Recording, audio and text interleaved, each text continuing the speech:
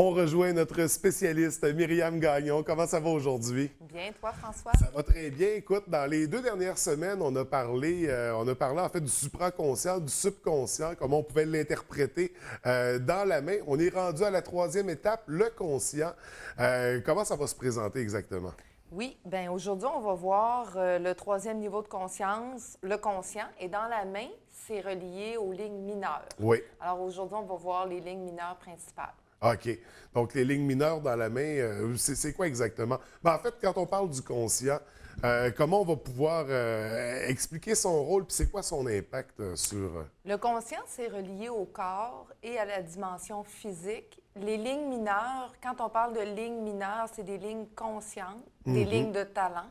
Alors, pour développer une aptitude, un talent, il faut être conscient, hein? Sinon on ne pourra pas le développer.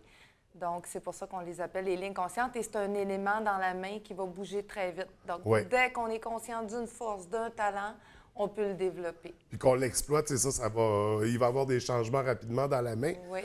Si on parle plus précisément des mains, parce que là, on a des graphiques, on a des dessins à montrer, peux-tu nous expliquer c'est quoi ces différentes lignes mineures-là? Oui. Si on regarde notre première image, en fait, on va en voir 4 aujourd'hui. C'est sûr qu'il y en a d'autres, mais on va voir les principales. Oui. La première qu'on va voir dans notre graphique, c'est celle qui part du bas de la main, qui monte sur le majeur, qui est en vert, donc la ligne de destin. Je vous dirais que la plupart des gens ont cette ligne-là, qui est plus ou moins développée. C'est quoi la ligne de destin? En fait, ça nous donne une structure dans notre vie, une raison d'être, un sens, une direction, une vision. Alors, on sait où on s'en va. On est capable de structurer notre vie en accord avec qui on est, avec notre raison d'être.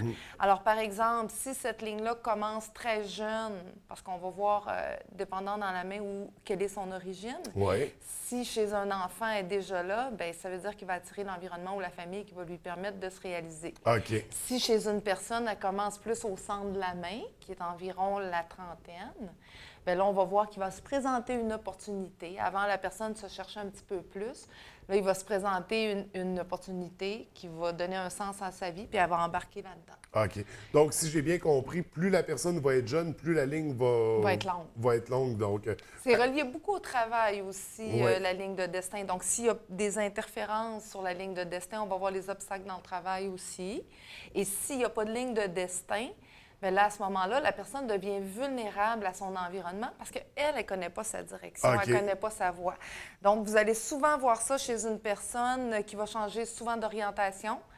À l'école, même par la suite au travail, de relations, parce que justement, il n'y a pas cette direction-là. Alors, on va essayer de la développer si elle n'est pas là, peu importe l'âge de la personne. Parce qu'on est toujours en quête d'équilibre dans cette démarche-là.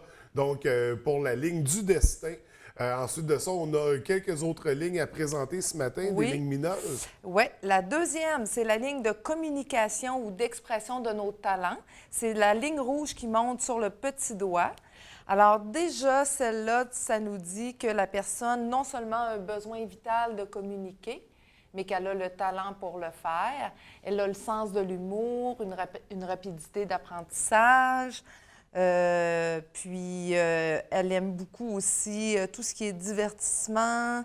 Elle va être intéressée par la vie extérieure et tout ça. Elle est compétente aussi dans le travail. Et bien, c'est certain que cette ligne-là, si elle est là, bien, on veut encourager la personne à pousser encore plus ses talents en communication puis à exprimer ses talents. Oui. Si elle n'est pas là, puis que le potentiel en dessous, parce qu'on a vu que tout était une question de mont. Si le mont est fort, mais que la ligne n'est pas là, on va encourager la personne. C'est seulement qu'elle n'est pas consciente qu'elle a ces forces-là. Parce que, en fait, la ligne passe dans le mot qui était de la communication, celui sous le petit doigt. Donc, il y a un lien... Il y a un lien important à faire. Et si la personne a là la ligne et que le mot est fait, elle ne pourra pas non plus en tirer autant parti. Donc, tant mieux si elle est consciente de ce talent-là, mais là, il faut pousser encore plus pour renforcer le mot en dessous. Oui, absolument. Donc, pour la ligne du succès. Ensuite de ça, on a l'anneau de Vénus. Tu sais, c'est moi qui choisis. En fait, on vient de voir la ligne d'expression. Là, on va voir la ligne de succès. C'est bon. C'est pas de problème. C'est la ligne en bleu, c'est celle qui monte sur l'annulaire. C'est une ligne de gratitude. Alors, quand on voit ça dans la main, la personne est capable d'apprécier ce qu'elle a.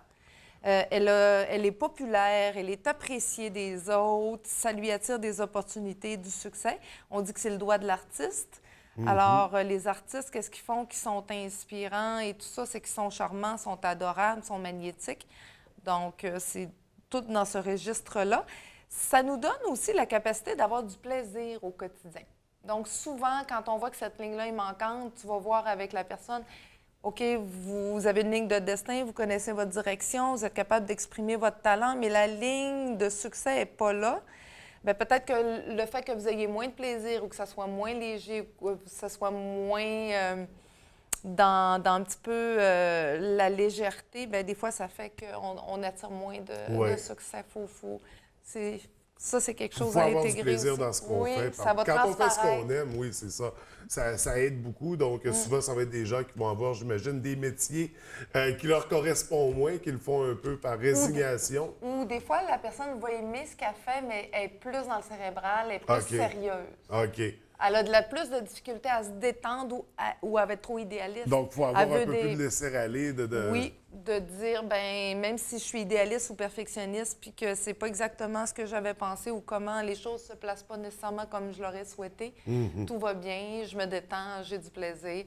Toute la journée, n'oubliez pas, au travail, à la maison, partout il nous arrive des événements qui nous sortent de notre équilibre, qui nous déstabilisent, qui nous sortent de notre zone de confort. Donc, si on est trop sensible, on prend ça trop personnel, bien oui, ça peut nous empêcher d'avoir du plaisir. Oui, oui.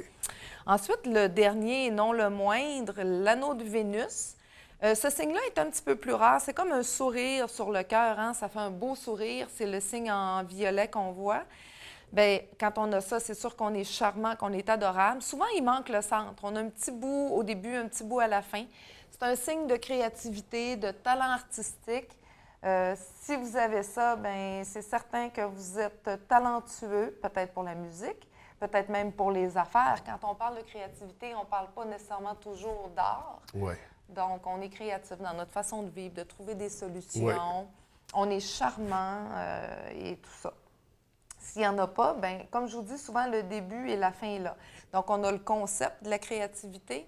On a un petit peu une idée de ce que c'est, mais c'est pas pleinement exprimé. Alors, il faut aller voir comment exprimer. Ou souvent, quand on est en mode résolution de problème, on n'est pas en mode créatif. Donc, on va aller voir au niveau de la zone des émotions, puis probablement que ça va être chargé à ce niveau-là. Fait que pour les gens, ça va souvent être un ou l'autre. Mais l'idéal, c'est d'aller chercher les deux.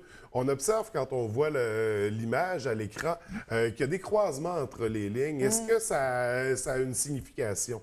En fait, les lignes bien vues, François, les lignes traversent les lignes majeures dans un monde idéal. N'oubliez pas que le gabarit que je vous montre, c'est un gabarit de main idéal. Donc, que ce soit la ligne rouge, bleue ou verte, il traverse toute la ligne de cœur et la ligne de tête. C'est des lignes anti-gravité, des lignes verticales.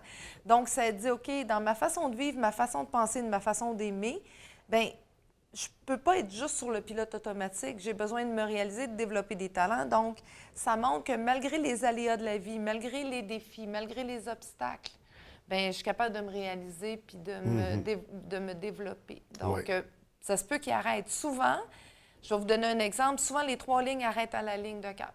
OK. Fait que là, on va voir, oups, dans la façon d'aimer de la personne, au niveau émotif, il y a quelque chose qui l'empêche de se réaliser, Il y a un blocage, de s'exprimer, puis d'avoir peut-être du succès. Là. Quand ça arrête à la ligne de tête, c'est dans la façon de penser. Mais oui, on voit souvent les lignes bloquées. Puis quand ça traverse la main, très bon signe. La personne a transcendé tout ça.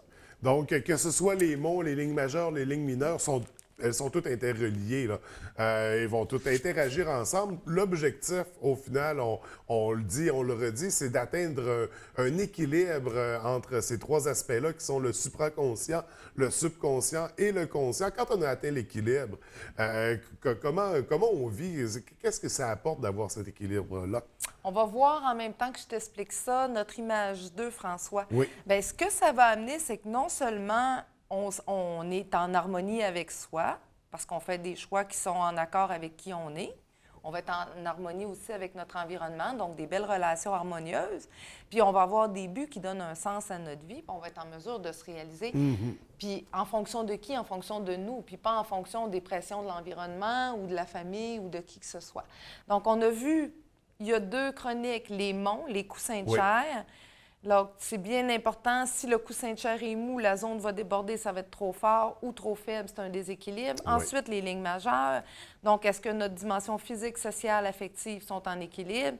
Et est-ce qu'on arrive à se réaliser maintenant avec la 3e dimension qui est les lignes mineures? Maintenant, la dernière image, on va voir, François, puis ça va répondre plus à ta question. Regardez ce que ça donne. 3 personnes droitières, donc 3 mains conscientes à droite. Dans la main du centre, on a vraiment un équilibre entre les monts. Vous voyez que les coussins de chair sont bien développés.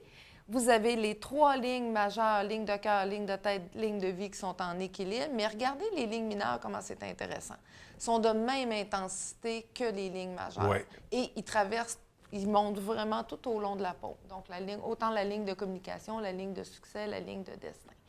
Si maintenant, on va dans un excès de lignes mineures à gauche, donc c'est une personne qui est hypersensible. Vous voyez 2-3 lignes de communication, 2-3 lignes de destin. Les lignes majeures et mineures, non seulement il y a beaucoup de lignes mineures, mais les lignes majeures sont faibles. Il y a des déséquilibres aussi au niveau des monts, des coussins de chair, entre autres en dessous du petit doigt, et aussi tout ce qui entoure le pouce qui est manquant. Et si on se reporte, c'est trop de yin, trop de sensibilité. Il faut que la personne elle développe de l'indépendance, de la force d'action, de l'autonomie, qu'elle arrête de prendre les choses trop personnelles, trop dures. Et la dernière exemple à droite, finalement, c'est quelqu'un qui est trop dans l'action, trop sur le pilote automatique. Il y a juste les 3 lignes majeures. Il n'y a aucune ligne mineure. Donc, comment la personne n'est pas consciente de ses talents. Donc, elle y va plus avec la routine, métro, boulot, dodo. Mais regardez, quand on regarde, mettons, le potentiel en termes, c'est une personne très, très intelligente. Si on regarde en dessous de l'index, le potentiel de connaissance et d'intelligence est très fort. Aussi, le soleil, le succès est très fort. Donc, on pourrait inciter cette personne-là, elle a un bon leadership, à développer ses qualités de leadership, de charisme. Et on pourrait voir les lignes mineures. Et ça, c'est juste un survol dans une série de rendez-vous. On approfondit tout ça. On va bien au-delà de cet aspect-là, parce que là, on a fait une première lecture rapidement, mais là, on peut approfondir ces lectures-là, bien entendu. Nous, c'est ce qui conclut finalement l'interprétation des lignes des monts supra-subconscient et le conscient. La semaine prochaine, on se dirige de quel côté? La semaine prochaine, on va parler concrètement de comment on peut intégrer la chirologie. Et qu'est-ce que ça va apporter, là, justement, dans notre vie. Donc, à ne pas manquer la semaine prochaine. Merci. Myriam, merci beaucoup. C'est toujours un plaisir. Merci. Merci.